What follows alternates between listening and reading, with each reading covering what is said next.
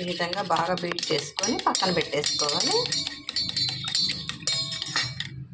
Stove వెలిగించుకొని pan పెట్టేసుకోవాలి. కొద్దిగా 1/2 టేబుల్ స్పూన్ ఆయిల్ వేసుకోవాలి.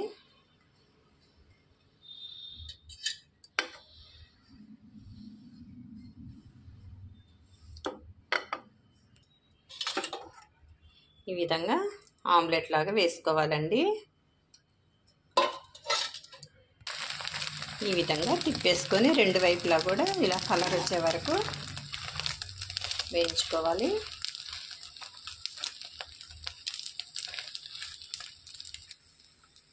ఈ విధంగా రెడీ చేసుకున్న ఈ ఎగ్గుని పక్కన తీసి పెట్టేసుకోవాలి. అదే ప్యాన్లో 1 టేబుల్ స్పూన్ ఆయిల్ వేసుకోవాలి. ఆయిల్ వేడెక్కాక ఈ తయారు చేసుకున్న పచ్చగా దంచి పెట్టుకున్న ఈ మిశ్రమాన్ని వేసేసుకొని వేయించుకోవాలి. 1-2 సెకండ్లు నూనెలో ఇట్లా వేయించుకున్నాక రుచికి సరిపడా ఉప్పు వేసేసుకోవాలి. ఉప్పు వేసుకొని ఒకసారి కలిపేసుకోవాలి.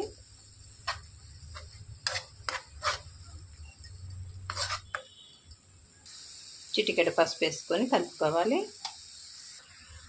తయారు చేసుకున్న ఈ పచ్చిమిర్చి తొక్కులోనికి ఈ ఎగ్గుని ఇట్లాగా ముక్కలు చేసుకొని వేసుకోవాలి. మొత్తం ఒకసారి కలిపేసుకోవాలి.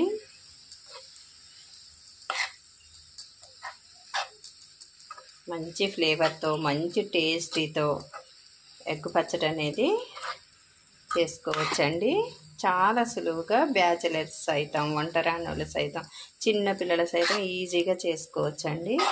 ఇది అన్నంలో కలుపుకొని తినేటప్పుడు చాలా టేస్ట్ ఉండిద్దండి. పచ్చిమిర్చి, కొత్తిమీర ఇవన్నీ కలిసి మిక్స్ అయినప్పుడు మంచి టేస్ట్ వస్తుందండి. ఉల్లిపాయలు అనేవి బాగా మంచిగా నూనెలో మగ్గి ఉన్నప్పుడు మంచి టేస్ట్ అనేది వచ్చిద్దండి పచ్చడికి.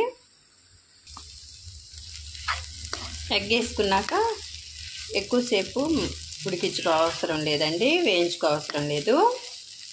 ముందు పచ్చిమిర్చి, ఉల్లిపాయ పచ్చివాసన పోయే వరకు నూనెలో వేయించుకుంటే సరిపోయిద్దండి. స్టవ్ ఆఫ్ చేసేసుకొని సర్వింగ్ బౌల్లో తీసేసుకోవటమే. రెడీ అయిపోయిందండి ఎగ్ పచ్చడి. వేడివేడి అన్నంలో కలుపుకొని తింటుంటే ఏమ టేస్ట్ ఉండిద్దండి.